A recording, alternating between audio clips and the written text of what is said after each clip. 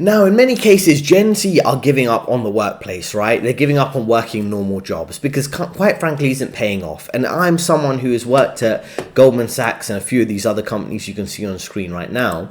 And I understand that perspective, right? Even though I'm a career coach, I try to help people with their career. I understand why people are giving up. So let's have a look at some of these examples here. We just all going to be a giant army? I don't know. Hey, it could be a thing.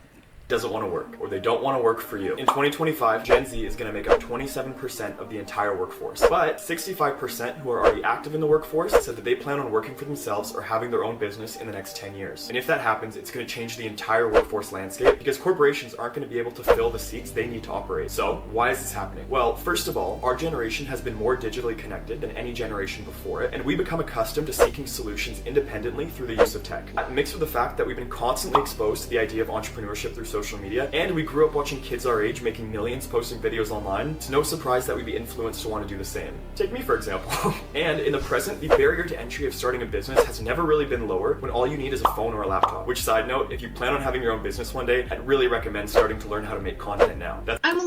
So this is quite interesting, right? Because what they're trying to explain here is that working for yourself is quite important. And this is kind of a common theme I'm trying to promote through to my views and to my clients, right? What you want to understand is that working for yourself is more fulfilling, of course, right? But also what you want to do is put yourself in a position where you're working with people and not for them.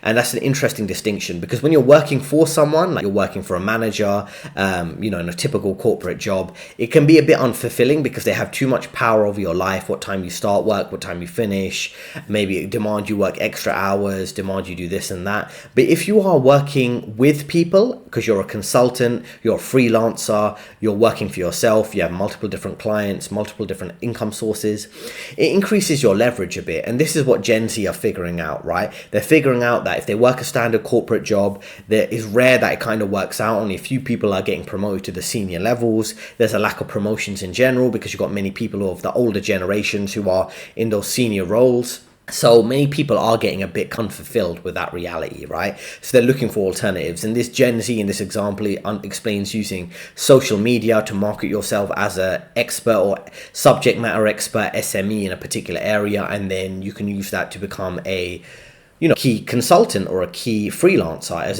an individual expert on a particular topic, right? And the important thing to notice here is that when it comes to corporate careers, there's a big risk, and it's something I explain through my career coaching program, the link is in the description, is that many people, when they focus on a corporate career, they think that they've got some stability. But what ends up happening is they end up getting pigeonholed in one particular type of career and particular level of expertise, and then they find it very difficult to move out of their department, out of that particular type of work. So it can be quite difficult. So when you think a corporate job or office job, standard office job is secure, that's not always the case. And what I try to explain to people is building a diversified skill set, because this is what Gen Z is getting these days. They're understanding you can't just be good at one thing. You can't just be good at coding. You have to understand coding and sales and marketing, and that can help you get clients and market yourself as an individual expert, as a freelancer effectively, right? And also you need to think about being able to play those different positions, right? Because the thing is, at this point, the way the system's working, you can't just be good at one thing. Many people think, I'll just be good with finance and I can do a finance job, or I'll be good with tech and I'll be a good, web coder. I'll be a good web developer. But you have to be good at multiple things now, and the standard to have the quality of worker that you need to be to do well in basic elements of life, like being able to afford a house and afford a family and things like that, you need to be on top of your game on multiple areas. Firstly, you need to have great social skills. You need to be able to, as I say, market yourself effectively, be good at something technical, whether that's coding or finance. You need to be good at saving and investing on your own personal finance basis so you can have a sustainable long-term income when you're dealing with these difficult inflation type scenarios. So you have to be like an A+ player at multiple things, not just at one thing. And being able to play these different positions is very important.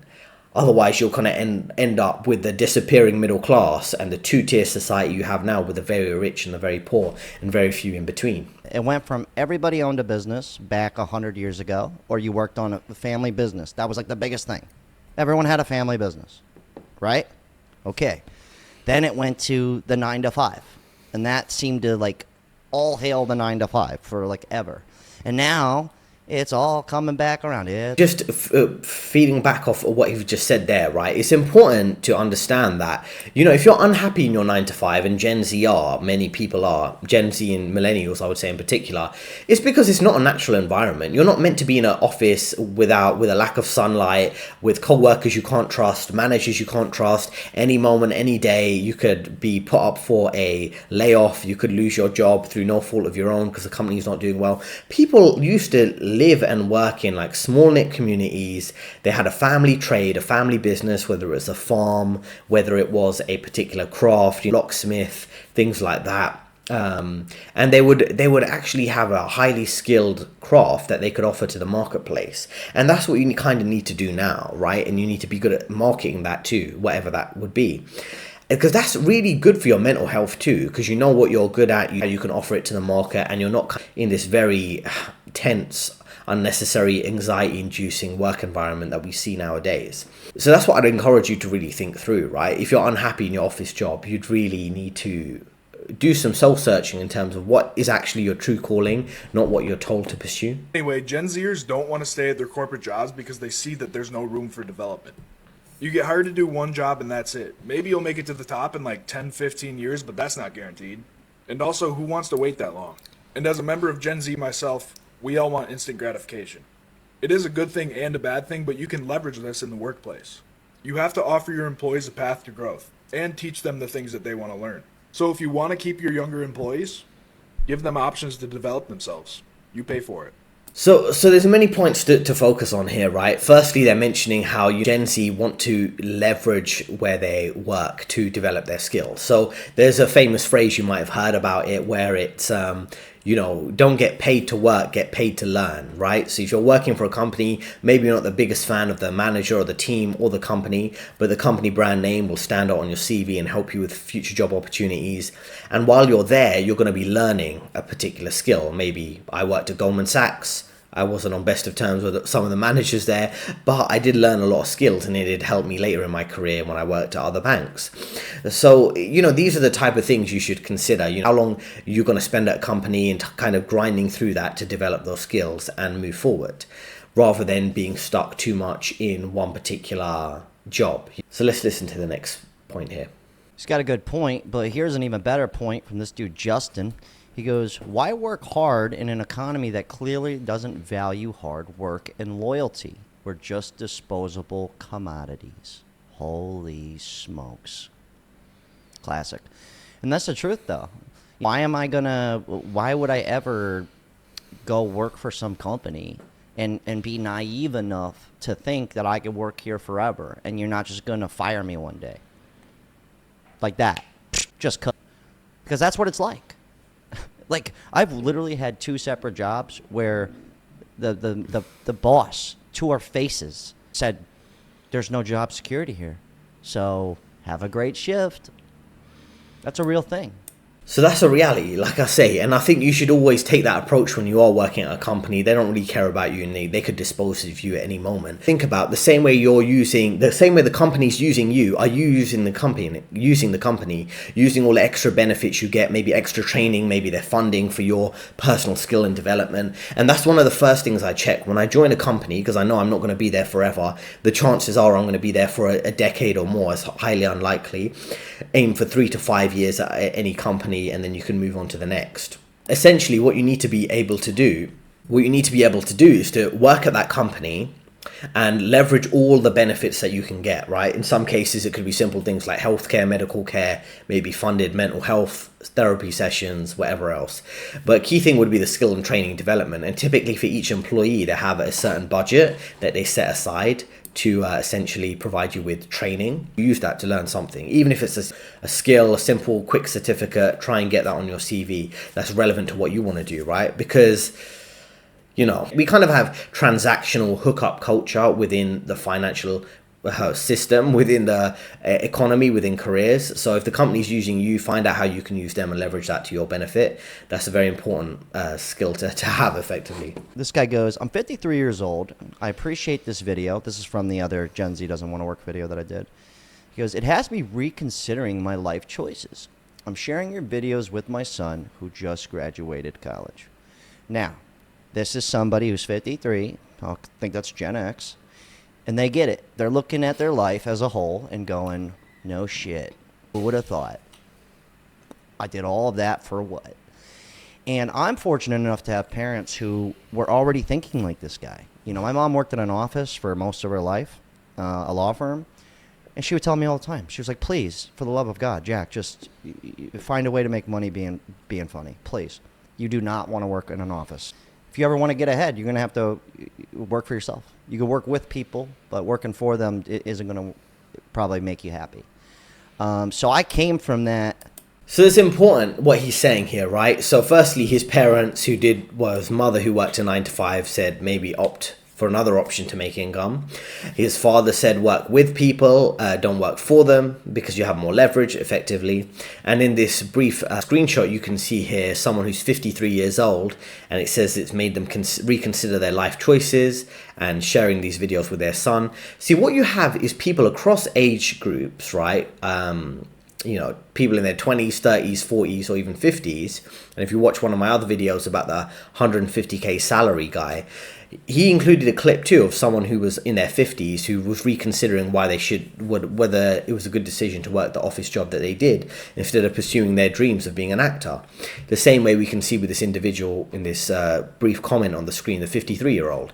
So what I'm trying to explain to you here, it's understandable why Gen Z are giving up on working a normal job. That stability and the stable route is not really working out too well. On top of that, you have people across age groups, even people who benefited from that stability in previous years, like someone who's over 50 and owns a property, maybe a couple properties, and is maybe married with kids, is kind of reconsidering their life decisions based on some of these considerations. So you should really take a moment today, I would say, or this week, and really think through what direction is your life heading in. Are you just going through the motions of your day job or whatever career path you've been put on? And how can you revert that to better suit what you want out of your life? And the key point here is if you develop consultant type skills, like freelancer type skills, and you become an SME, a subject matter expert, you can effectively, name your price, right? And offer a certain price to certain clients. And then you have that flexibility to work how and when you want. Now, the last point I wanted to mention here is this comment on your screen right now. It says the entire 9 to 5 system is dead. It's based on the Industrial Revolution model of working 8 hours a day effectively, and most jobs could be done in 3 to 4 hours a day. And that's true. That's something I've noticed at every job I've worked. And as I said earlier, I've worked at some of these top banks, Goldman's, Morgan Stanley, and so on. Every job, even those more complex jobs, a lot of them can be done in 4 hours a day. And if you want to include meetings, it'd be 6 hours a day, absolute maximum. But there's so much inefficiency, and that's why those hours tend to be extended.